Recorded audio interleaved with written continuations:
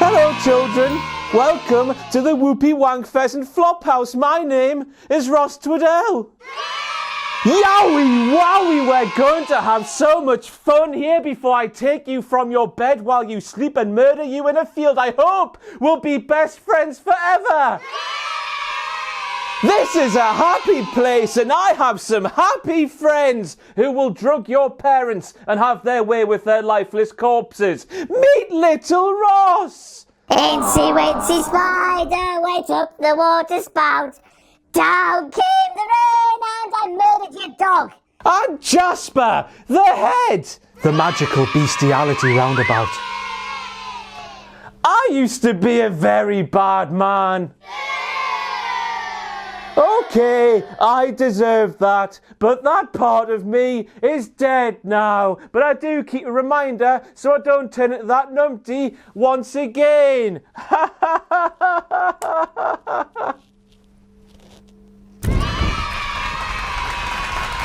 That will be you one day. I can't wait to put you in a shallow grave. Goodbye, everybody. See you next week.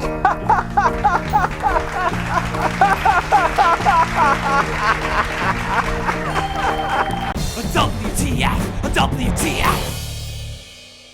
Bray Wyatt is going to eat your child. Forget about the new superstars turning up on Raw. Forget about the fantastic matches we saw on last night's Raw. Forget about Alan James Cuthbert Styles being the new #1 contender for Seth Rollins Universal Championship. All last night's Raw was about was Robert Roode's sexy mustache and Bray Wyatt being whatever that was. Amazing. What you are seeing there, boys and girls, is a practice observed by utter narcissists who aren't satisfied with one day of the week being focused on them for their birthdays. The worst of the worst. Iowa is a cultaholic state. Thank you goes to Alex Eisenball, Levi and Greg and Ian Shalhanek for spreading the good name of Cultaholic, and me, the King, Ross Twaddell, throughout the WWE Universe. Next time you go to a show, do what they did. So next up we have the cerebral dad Triple H going, Seth Rollins, my young little biological son, you don't need to be worried about people climbing a ladder at Money in the Bank and cashing in on your arse. You need to be worried about who you're facing at the Money in the Bank pay-per-view on May the 19th.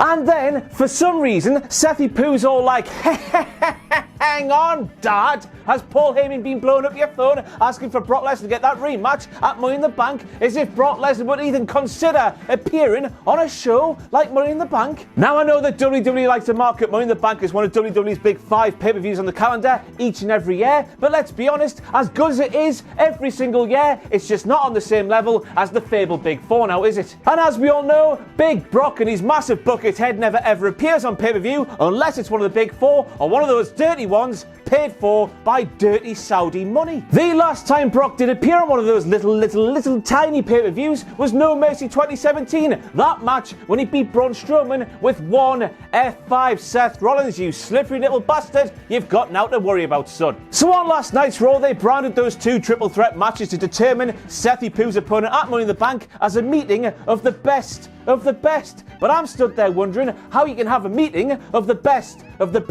without the best professional wrestler in the world today. I'll tell you, you can't. Made a grave mistake, Corey. So when The Miz appeared, Corey said, as if it wasn't already, Raw just became must-see. Well, you see there, Corey, as a man who watches every single inch of just about every single Raw, every single pissing year these days, I'm here to tell you, dear viewer, it's not must-see at all. In fact, I'd say you're better off not wasting your time watching the full 3-hour show, but heading over to WWE's YouTube channel and watching those little clips they put out to the 42 million subscribers, and the Golden Horse, and the little munchkins on. And speaking of mizzles, he pipes up and says that Shane McMahon, who of course is the best professional wrestler in the world today, calls himself the best in the world, as if he doesn't own a trophy with his massive sweaty name on there that says he's the best professional wrestler in the world today. Miz, pal, you're a babyface now. There's no delusional line like there would be if you were still a heel. Shane's just the best and you've got to accept it.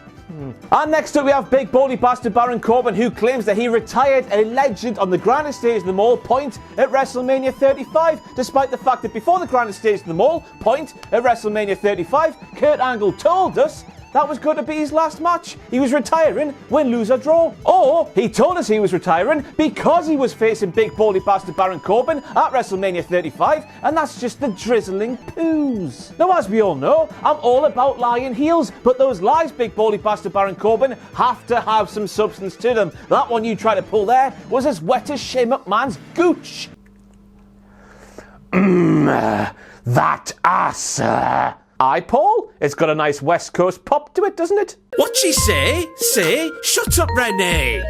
What she say? Say, shut up, Renee. So Renee claims that Ronald Mysterio has done it all and he has seen it all in WWE, and I cannot have been the only person asking, has Ronald Mysterio seen a man eat his own head in WWE? Because I don't think he has. I mean, he's never been United States champion or a couple of other things, but I think seeing a man eat his own head in WWE was the most important point to bring up here. Made a grave mistake, Corey. So this time we have Corey claim that early in the day before Raw went on the air, he spoke to Ronald Mysterio in person, and Ronald Mysterio told him that him and AJ Styles have never ever done the graps in a singles match anywhere in the world ever. Well then, Corey, as the founder of the 5-Star Wrestling fan group here at Cultaholic, I am here to tell you the 14th of January 2016, Sheffield, England, day 2 of the 5-Star Wrestling UK tour, AJ Styles, Ronald Mysterio singles match witnessed by 3 people. So then, either Ronald is lying or you're just speaking absolute bollocks. And I don't think Ronald was lying because look at him, he's a little wholesome man. Made a grave mistake, Corey. Now I need to call out some bollocks on Corey Graves' part here, because why was Corey just singling out the 44-year-old Ronald Mysterio as an ageless wonder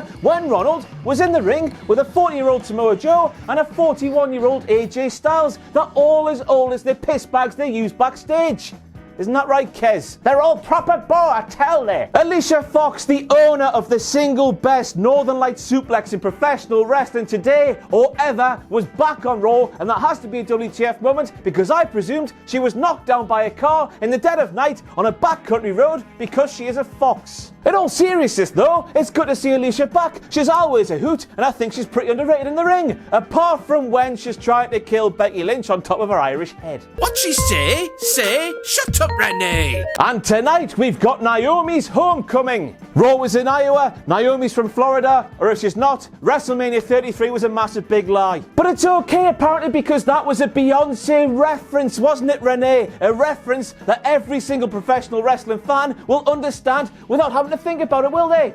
Know your audience, man. Maggle, maggle, maggle, maggle, maggle, maggle, maggle, maggle, maggle, maggle, maggle. And next up we have Maggle Cole claiming that Naomi lost her tag team partner Bayley to SmackDown Live as part of the Superstar shake-up last week. Now I know that Bayley introduced Naomi to Raw last week, Maggle, but to call them tag team partners, that's a bit strong, pal. But I think this point proves that Michael Cole is one of those people who bumps into somebody in the shops by accident and immediately thinks they're soulmates or life partners or best friends, because he's got no friends apart from his lover and husband, John Bradshaw Layfield. Now, sources at Raw tell me last night that Mike Rome got backstage after the show and claimed he'd been sent round the bloody twist by the Iconics because he was stood there saying, I've never felt like this. Strange things happen when you're going around the twist. Strange things like calling Billie Kay, Peyton Billie Kay, as if the Iconics are one person. Made a grave mistake, Corey. So the Iconics having a bloody bonza time. Speaking about coffee and Ariana Grande and stuff like that, and Corey Graves shouts at the top of his lungs, who wrote that? As if the verbiage that comes out of WWE superstars' mouths doesn't come from within, on the spur of the moment as they tell their adversary how they're really feeling. Corey seemed to imply that the words that come out of WWE superstars' mouths don't actually come from them, but they come from the pencil of a specky nerd backstage.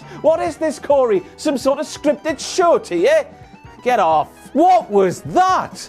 Said Michael Cole, who had just seen the segment he'd already seen about 247 times. Well, I guess the J in AJ stands for Joe, because that, my friend, is gimmick infringement. You are now part of the gimmick infringement community. So next up we have Sami Zayn, who lists off all the best places he's been to around the world during his 10 months off from WWE. He lists Switzerland, he lists Noi, he lists Mexico, he lists Scotland, but he doesn't list the single best place in the world today, the birthplace of Cultaholic, the birthplace of Alan Shearer, my hometown Newcastle upon Tyne. I mean, that's just backwards. If you're from outside of Newcastle upon Tyne, haven't looked at Newcastle upon Tyne on Google and thought, bloody hell, I want to go to Pop World, get off me chops in the big market, do you even have a pulse? And I didn't even mention War Jody Nev.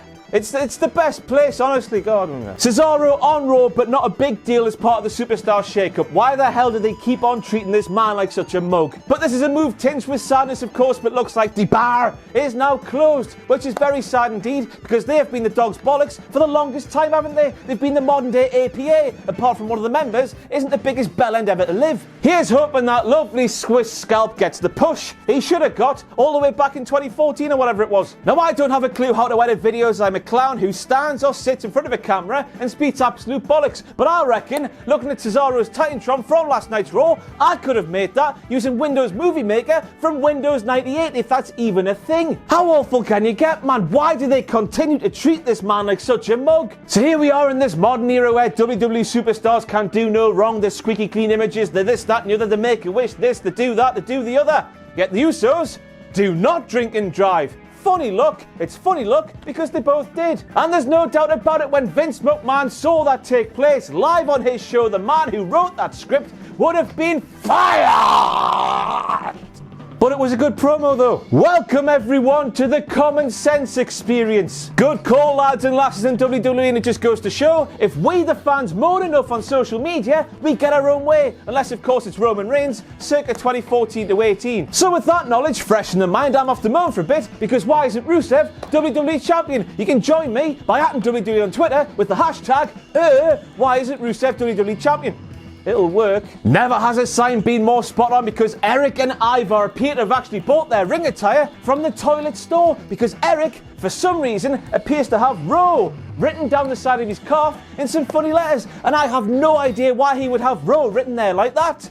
None whatsoever. But in that moment, Michael Cole piped up with his horrible, annoying voice and said that last week's debut from the Viking Experience at the WWE Universe talking in more ways than one.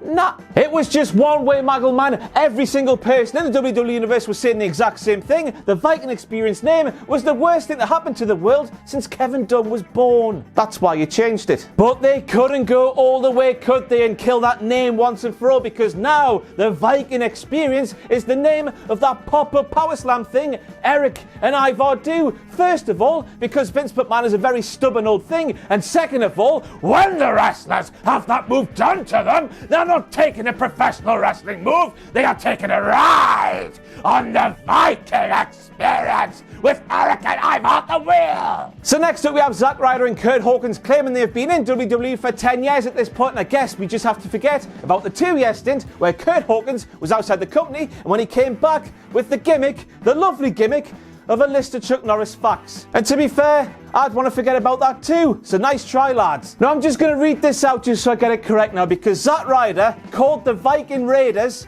horny, woolly mammoths. I mean, they are Vikings, so I guess they are always horny, considering what they used to do way back in the day. If you don't know what I mean, read a book. But with the horny, woolly mammoths, we have yet another tag team name to add to the list of tag team names that is way better than the Viking Experience. Don't get any ideas, Vince McMahon, for Christ's sake. And next up we have Lacey Evans with the most devastating knockout blow in the history of punching, because it took Becky Lynch roughly half an hour to react to being hit. Because that's how that works. Who would have known that that line in Lacey's theme where it says, "You're not ready," would have been absolutely bloody true. And now it's time for this. Wankety wank, wankety wank, wankety wank, wankety wank, wankety wank, wankety wank, wankety wank. Hello everybody and welcome to Wankety Wank. You know how it works by now, and thank you very much to Big LT and Miku for pointing this out, which I completely missed because I was lost in AJ Styles' lovely Georgian eyes. Now I want you to forget about the potential WTF moment that is Bobby Roode going back to the future and calling himself Robert Roode once again, because Robert Roode, ding dong daddy. Remember when the kids would speak about daddy? Because that there is the human embodiment of daddy. That's the kind of daddy who becomes friends with your man. The next thing you know, a month's gone by, you're at football training, you walk off the pitch, he pulls you to one side and says, "Well now son, me and your mum, we've become quite close recently. So close in fact, I've been doing the hibbity-dibbity with her in her own bed, and I'm now your new father. Your old dad, he's just gone and you'll never be seen again." Fantastic from Robert Roode. So next up we have Corey Graves coming out with the line of the night when he claims that because Robert Roode looks looks like that, there's going to be a spike in pregnancies in the state of Iowa. Renee Young then pipes up with her own WTF moment by saying anything other than ooh, or ah, or wow, when she says, Corey, that's not how babies are made, before Michael Cole sweeps in there and just shouts bang. Yes, Michael, that's how kids are made. Poetry in words. When it wasn't meant to be. Now listen up, parents, because Bray Wyatt is now a children's entertainer who will brainwash your child, lead them to a field, murder them right between the eyes with a chainsaw, and I do not know how anybody could want any more from a professional wrestling gimmick. It's amazing. From the clothes to the talking to the puppets, everything's better with puppets, to the hurt glove making them kill things with a chainsaw, the manic laughter, the chainsaw itself, as long as the balance is kept right between murdering psychopath and Dave Benson Phillips, we are on to a winner. Quite frankly, this has the potential to be one of the most freshest and innovative gimmicks we have seen in recent memory, and if there's one guy who can carry it off without being written to shreds like he was with the magical Bray Wyatt, it's Bray Wyatt. And notice how there was a random rabbit in that logo there? If Bray Wyatt comes up with a massive rabbit as his henchman like Adam Rose during an episode, I will clap very hard. Very promising signs indeed, until of course Bray Wyatt steps in the ring and loses every single big match because he's Bray Wyatt and that's what he does. Do not do that this time, please, WWE. So we end things with Michael Cole, who claims that many people believe that Alan James, Cuthbert Styles and Seth Rollins are the best in the world today. And you know where I'm going, because where's their massive grey piss and gold trophy with their sweaty name on the middle of it? It's in their dreams. It's not real. Much like my integrity. That's been it for all your WTF moments from this week's Raw. Bray Wyatt, potentially fantastic. Robert Roode, good God almighty, I'm pregnant. Great, super, smashing fun. Thanks for watching. Let us know what you think in the comments below. You can follow us on Twitter at Cultaholic. You can find us on Facebook at facebook.com/Cultaholic. And if you enjoy what we do here at Cultaholic, you can play us to our Patreon page, patreon.com/Cultaholic. Hit subscribe and join us.